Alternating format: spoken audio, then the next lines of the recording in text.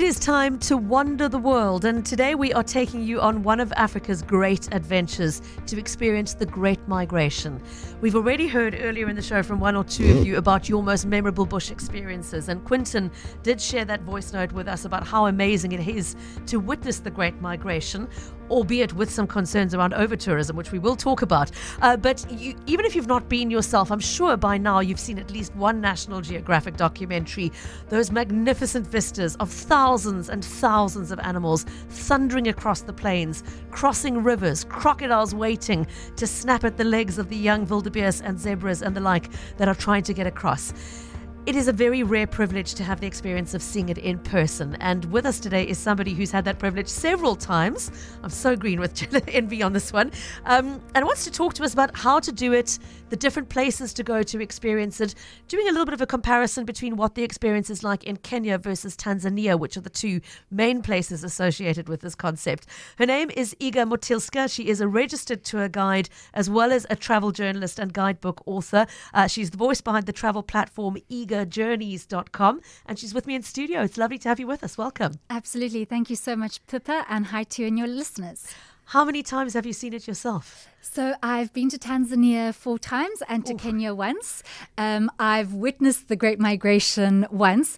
And obviously, naturally, it's a natural phenomenon. So you might go and you might miss the animals because they are moving with the rains. And so it's very seasonal. It's not like you can put a date down to it and ask the wildebeest to move between this date and this date. Yeah. And I think that's what's so important, to prepare yourself as well, not just to see the Great Migration, but just the experience in and of itself, the landscapes, the other wildlife, and just the experience in and of itself.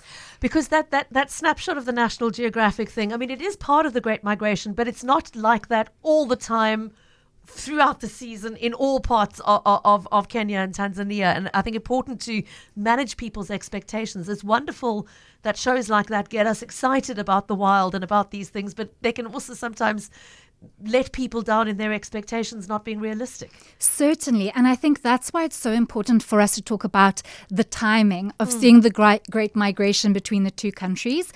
And of course, you know, they follow the rain patterns and the rainfall, as I mentioned, and obviously the new grass shoots. So when you're looking at Tanzania, between December and March, the herds are usually in the southern Serengeti for calving season. Okay. Then between April and May, they start moving northwards through the central Serengeti, and this is the so-called rutting season. Then between June and July, the migration reaches the western corridor, and here you might see those dramatic river crossings, you know, over the Grumeti River, so the crocodiles lying in wait and the wildebeest springing over. That's really something. It's quite dramatic. And then between August to October, the herds typically are concentrated in the northern Serengeti, and that's when they cross into Kenya's Masai Mara. So in Kenya, between August to October, that's the peak time to witness those millions and millions of herds. And again, the dramatic river crossings over there. And then in November, as the rains begin in the south, the herds start to journey back down to the Serengeti. So something that most people are not aware of is that it's a year-long journey that happens throughout in various sections of both national parks that border each other and have that wildlife corridor. I did not know it was that extensive. And I mean, as you said, nobody is tapping the gnu's on the shoulder and saying, time to move into the southern quadrant, east 37 degrees, please. It's a natural phenomenon. Very interesting what you said about the rain. So they are moving to where there is new grass to feed on as their primary motivation to drive that change. Okay, so different seasons for different parts of East Africa, and plan accordingly if you are wanting to go there and see this. Are you going to see something terribly different in the Serengeti versus the Masai Mara in terms of the sort of the landscape around you and the other kinds of game? So certainly, because of the size and their location, but obviously they're within the same region of Eastern Africa, so there are many similarities. The Masai Mara in Kenya, you've got those vast open grasslands. They're obviously dotted with those characteristic acacia trees. Yeah. It's that classic image you have of the African safari. And then, of course, you'll see the migrating herds crossing over the Mara River over there. And then in Tanzania's Serengeti, it's much larger, so you've got a much greater diverse landscape and habitats. So you'll find the vast open plains, very similar to the Masai Mara, but you'll also have hills and woodlands, riverine forests, granite outcrops, and so on. And of course, because it's so vast as well, you'll see differences between the southern Serengeti and, of course, the northern Serengeti, where it's closer to the Masai Mara. Right.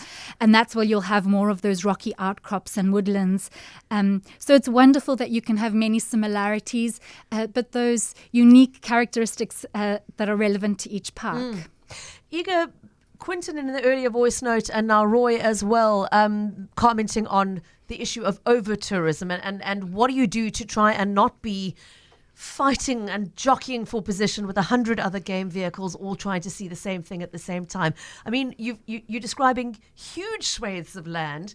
You would think that there would be plenty of room for everybody to have their turn to experience it. But the reality is, if it's a particular area that is seasonal at a particular time, you are going to see some concentration. Firstly, did you experience that when you were there? And secondly, do you want to talk about how you manage that problem? Certainly, absolutely, Pippa. And I think this is something that should be top of mind.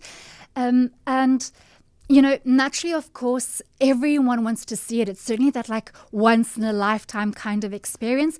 But especially in recent years, we have seen a huge rise in over-tourism. And, you know, that's something that needs to have a discussion in and of itself of responsible and eco-friendly tourism. How do we keep that in check? How do we do so responsibly? And so naturally, of course, you've got conservation fees that are levied at each of the parks. I will say that the prices are quite high. And so naturally, of course, that means that not everyone can go and experience it. And you also have different kinds of travel experiences, whether you want to do, you know, drive from South Africa and do a self-drive. Whether you want to camp or do fly camping, which is like mobile camping, whether you're going to one of the lodges or a very high-end 5-star lodge. Naturally, of course, those lodges want you and their guests to see everything as much as possible. Is it going to be busy? Yes. Are there going to be lots of travelers and tourists? Yes. Are you going to have to stand up and try weave your way, to get that photograph without having anyone in the foreground? Yes. And so that's why I encourage people to try also travel during the shoulder season. So we see those millions and millions of wildebeest and all the other, antelope and so on making their way through there. But it's important to take note that even outside of that primary key time of the Great Migration, as I mentioned, the animals are always moving, which is really great because you'll get to see them at different parts of the country and also still in very vast numbers.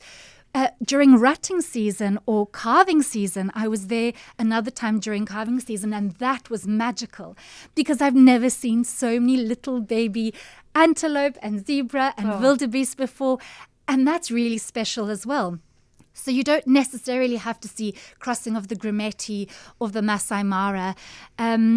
And something that I would really encourage people to do as well is if they want to see and experience a safari in Eastern Africa, is also perhaps to go to some of the lesser known parks. I've been to the parks along southern Tanzania and western Tanzania a number of times, and I must say that was absolutely magical. Maybe we can chat a little bit more about that a little later as well. Yes, I hope we can circle back to a few recommendations on those. So, I mean, I hear what you're saying. So there is a certain kind of traveler who wants that particular experience that they've seen on the National Geographic documentary.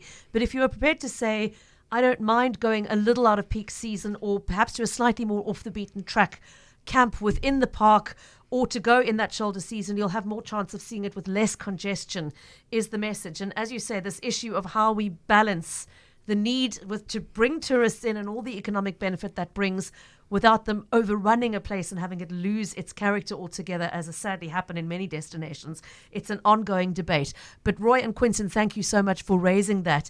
Just for the sake of anybody who's come in midway to this interview, my guest in studio with us today, Iga Motylska, who is a registered tour guide and travel journalist who has herself penned guidebooks and is the voice behind the travel platform igajourneys.com. She has been to Tanzania multiple times herself. She's also had the experience of visiting the Mara in Kenya and talking to us about how and when and where to experience the Great Migration.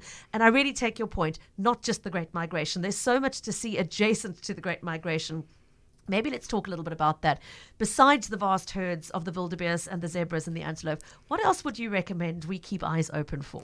Certainly. And just to add one more point on our previous question, I think if you are going for the Great Migration in peak season, maybe spend 2 or 3 days with those herds of people and animals. And then also maybe spend 2 or 3, even 4 days going into the less populated parts, as you said, the ones where you don't have as many people. And that's where you can see some of the other highlights. One of my trips to the Serengeti actually was with birders. Yep. And I must say that's something that I'm certainly still learning about. But I was fascinated at how there was an elephant to our right, and they were keenly looking to the left with their, zoom focus lenses out. And I was just silently pointing and saying, you guys know that there's an elephant here. So that's an experience in and of itself. So it's not just about the big five, that you can certainly see both in both parks.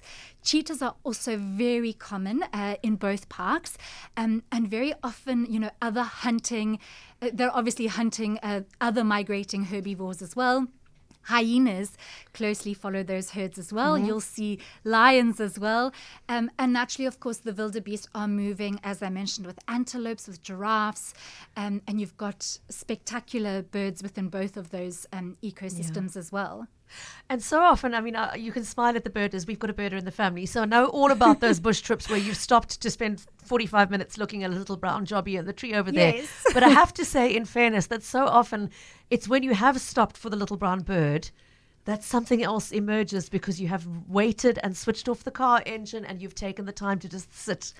And so often you've had this most amazing sighting of something, a big mammal or a predator, because they've come upon the stillness of waiting and watching the birds. I love that.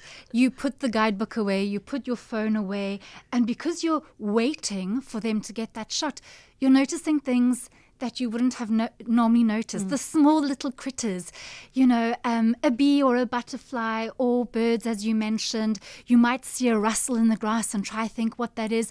And then maybe you stop and pause and just take in the landscape and think how absolutely gorgeous it is, and how lucky and privileged we are to live in such a beautiful part of the world, and Africa as well. Absolutely. All right, so we've spoken about the when to go, and we've spoken about the where to go. Let's talk a little bit about how to get there from South Africa. Yes, certainly. What was so fascinating is on my most recent trip, I met a couple who actually drove from the Western Cape all the way That's up. A long way. That is, absolutely. So if you're brave and have that time and that opportunity, highly, highly recommend it. Obviously, you've got flights with big local airlines who fly directly. You've got Kenyan Airways. I think you've got some of the bigger ones as well now, with like Emirates and Qatar. So you can certainly do that. And once you're there are lots of regional flights as well. There are there's a big handful of regional carriers. You might also, if you have the opportunity to do so, your lodge might even book a private charter for you. But it's very easy, and especially during peak season, you've got a lot of those flights going internally. They're also affordable because there's a lot of competition as well. Okay. Some people also want to take in the journey, as you mentioned, of very similar to looking out for that bird or that small little critter, and want to drive so that they can sort of witness the ever-changing landscape. But very easy. I also recommend looking for package deals.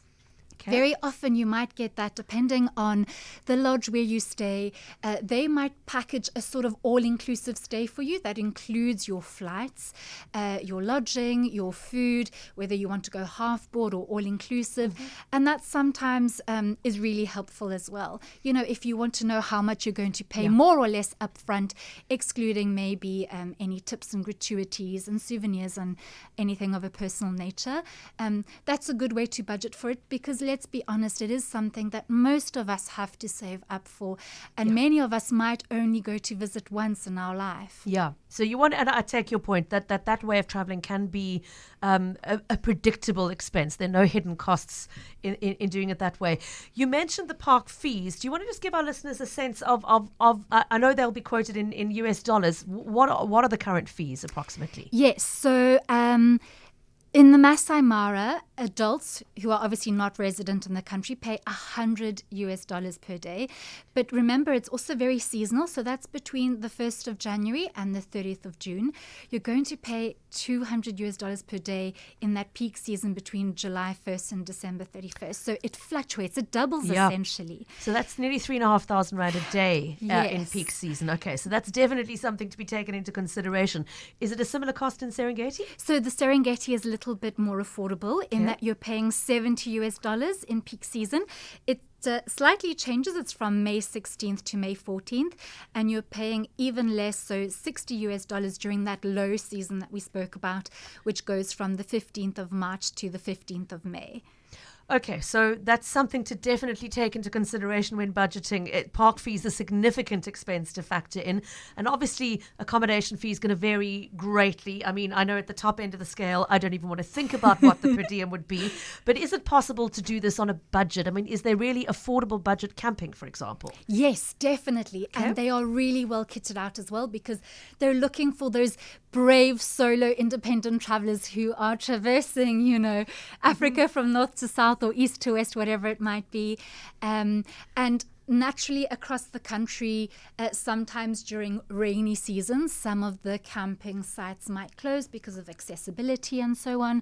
But there are also definitely mid-range camps and lodges, and so they're very comfortable, they're well equipped, they'll still have excellent wildlife viewing opportunities, but perhaps with not all of the, bells and whistles that obviously carry that kind of surcharge. Something else that we have to keep in mind, Pippa, as South African travelers, is that very often, as you mentioned, the park fees and conservation fees, and very often the lodge rates are quoted in US dollars. So that's something else that we need to consider, is that that exchange rate, unfortunately. It's always a good idea to maybe get a travel card when you're there on the ground as well, before you leave from your local bank. That helps a little bit with the fluctuation and so on. But certainly they're catering for Europeans, Americans. I mean, the bottom line is, as you've said, it's an expensive holiday. I mean, it's between the distance that one has to travel, the park fees, and then paying for accommodation, food, and all the things that go with it. It is an expensive trip, and it is for many people going to be a once-in-a-lifetime opportunity. So it is one that is really worth researching hard and planning carefully and over a long time. That's half the fun, though, isn't it? The anticipation that comes with the planning. Iga, I mean, fantastic input you've given us today. Thank you so much. If listeners want to read more of your writing on this and other destinations, what's the best place to do that? Yes, they can go to igajourneys.com. So that's EAGER. journeys.com. Clever. It's obviously a pun on my name, Iga, I-G-A. And just have a look there. I've written various publications and articles as well, but I've also got some blog posts detailing this and so much more from our travels around the world. Well, thank you so much for sharing some insight with us today. It's been an absolute pleasure having you on the show. Iga Motylska, that website is igajourneys.com.